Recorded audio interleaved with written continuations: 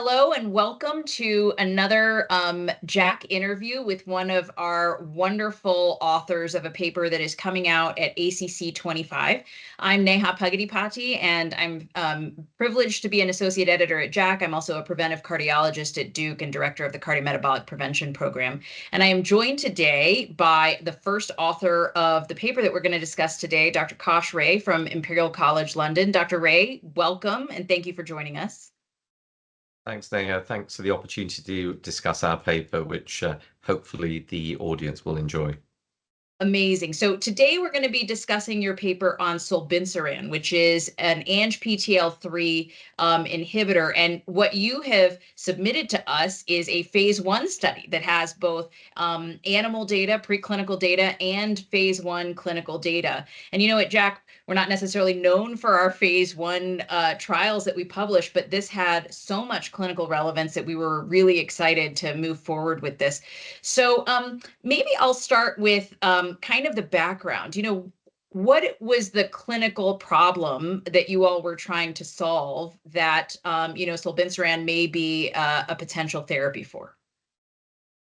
So I think that was exactly a key starting point. So we know, for example, that if you think about patients who have high triglyceride levels, so we're not necessarily at the level that gets you to the pancreatitis thresholds, but that 150, 160 to 500 milligrams per deciliter, that group, that even though we use statins and we reduce their cardiovascular risk, there's still residual risk that remains. And in that particular group, we've had trials with fibrates that even though they've reduced triglycerides by about 25%, they didn't really change LDL and particle number, ApoB, and no reduction in cardiovascular outcomes. And then we've got trials of treatments like icosapent ethyl, where the amount of cardiovascular benefit is disproportionate to changes in lipids, suggesting other mechanisms. So we've got a group of people here, for example, where there is residual risk and we don't have specific treatments that necessarily reduce or attenuate that despite background therapy with statins. So that's where we started with this sort of clinical conundrum, if you will, and we're looking at Solbinsiran.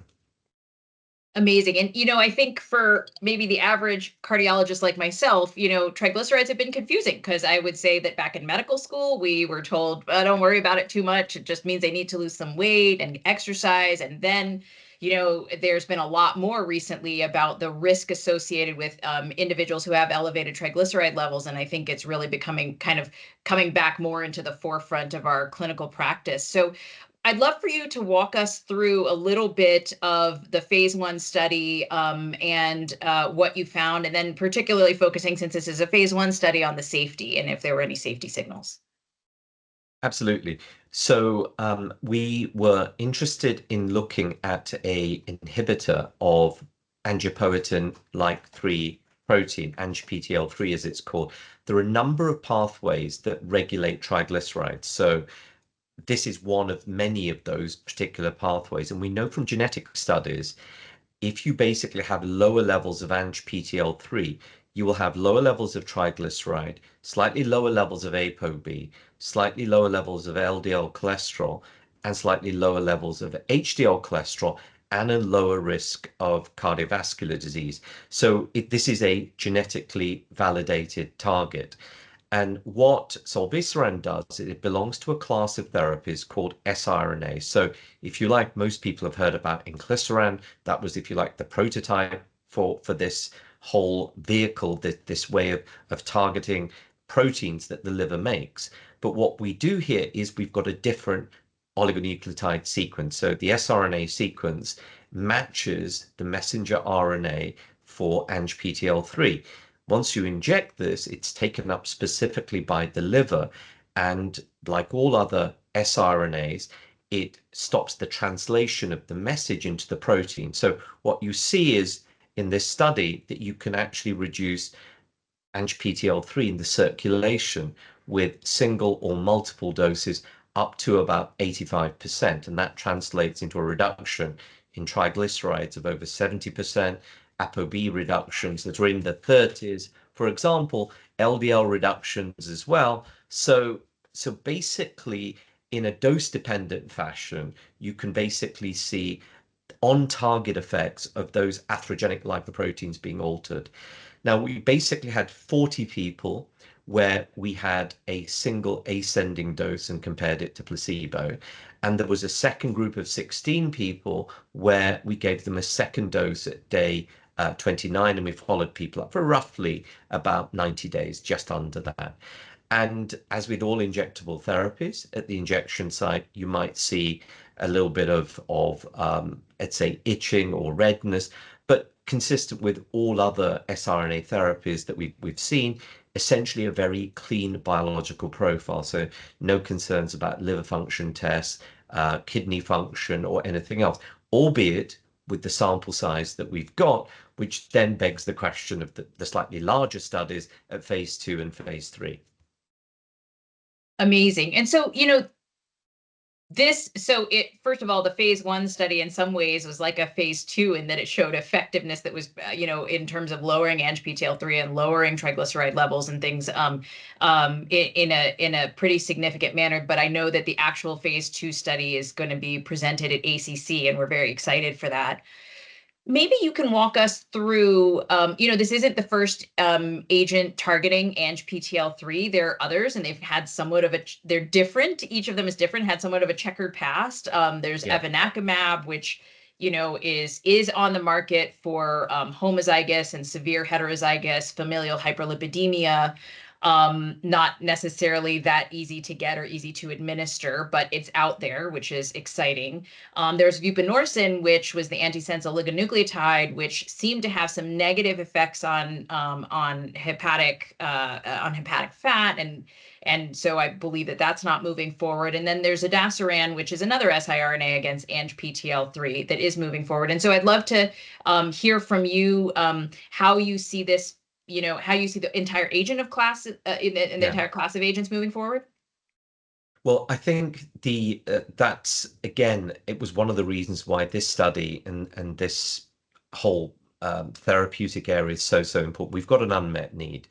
We've seen that with the monoclonal antibody evinacumab, you need monthly dosing, and it's basically being used for an orphan disease, namely homozygous familial hypercholesterolemia. So these are people who don't have any LDL receptor activity, and their only hope is to be connected up to an apheresis machine every couple of weeks.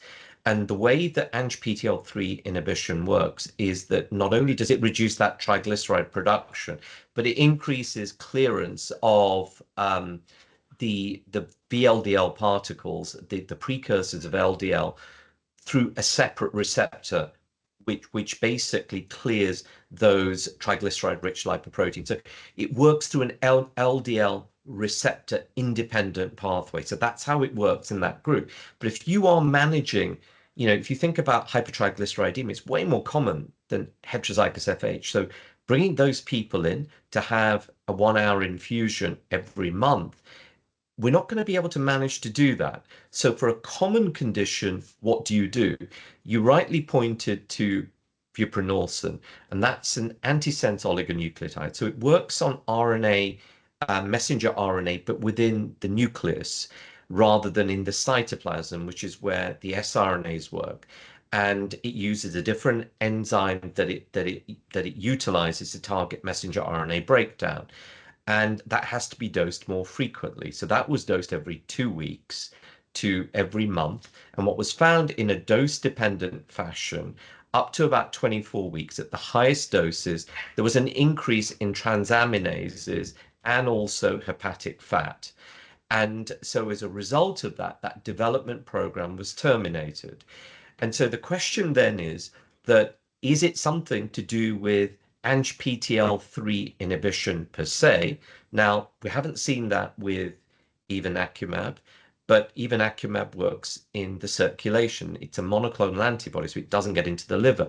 So is it something specific to a hepatic approach where you are inhibiting production, or is it to do with the type of approach? So here you've got an antisense oligonucleotide versus an siRNA. So here, zodasiran was really helpful because that was the first siRNA that showed, again, in a dose-dependent fashion, you produced reductions in all of those parameters, triglyceride, ApoB, etc., in the same way that we've shown, and no worsening of liver function tests, and no increase in liver fat in those people with steatosis at baseline. That was shown in their phase 2 study. So now what you don't know is, well, I've got one going in this direction, one going in this direction. Where does the truth lie? So if you like, this becomes almost a tiebreaker. And it says that actually targeting ANGPTL3 through an siRNA-based approach, two different compounds, similar methods, is both safe so far, as much as we can see, and appears to be effective. And then the next question becomes, well, how do we take this forward, and will it lead to a reduction in risk of cardiovascular events? That's why I think it's so important. That's super helpful. And you didn't see any elevations in liver function tests in this study. I think you didn't look at liver fat because it was a small phase 1, but that'll happen in the future. Yeah, and in fact, actually, for those of you at the ACC, this is a late-breaking phase 2, we are going to present that Great. data Okay. on the Monday. Excellent. So the last thing I just want to comment on, and have you comment on rather, is the effect of Solbinsiran on HDL. So it looked like there was somewhat of a decrease in HDL and maybe a decrease also in the cholesterol efflux capacity. First of all, kudos for measuring NMR panels and cholesterol efflux capacity. I don't believe that's been done before with these agents. Phenomenal. And very impactful information. Can you talk us through a little bit about what this could mean for HDL to be lowered? So the first thing about HDL is that we've looked at multiple therapies that raise HDL. We've looked at therapies that increase cholesterol efflux capacity. And so you've got observational data that suggests that, hey, that should be a good thing. But when we tried to do trials that improve all of those, they've not translated into a reduction in cardiovascular events. Now, we don't know if going in the opposite direction attenuates the benefit. I've referred to the genetics, for example, of ANGPTL3 and Mendelian randomization that says that even with that HDL lowering, whatever that means, you still see cardiovascular benefit. So what we did here is that we could see a reduction in ApoA1, which is one of the particles on one of the proteins on the HDL particles, that goes down proportional to the reduction in HDL cholesterol. And when you look at the type of HDLs, there's basically reductions in the particle number, as you would expect from the target.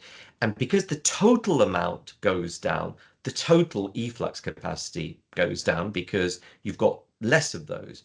But we also did NMR on triglyceride-rich lipoproteins and LDL particle numbers, and they all go down as well. And one of the things that's really gained a lot of interest is that the triglyceride-rich lipoproteins, so the particles that carry triglyceride and cholesterol, they probably are twice as atherogenic as LDL particles. So if you think about LDL particles being the most abundant of the ApoB, whilst you have a smaller pool that's carried by the triglyceride-rich lipoproteins, if they are more harmful, it's a bit like having a bazooka, basically. So we see changes and reductions and clearance of those particles as well. So we see a clear reduction in all types of particles. That was in the paper as well. Mm-hmm. Well, Kaush, this was so exciting. We were so privileged to publish this paper. Thank you for working with us. And we're really excited to see the phase 2 results at ACC and to see where this therapy goes. Thank you very much. Thanks for the invitation.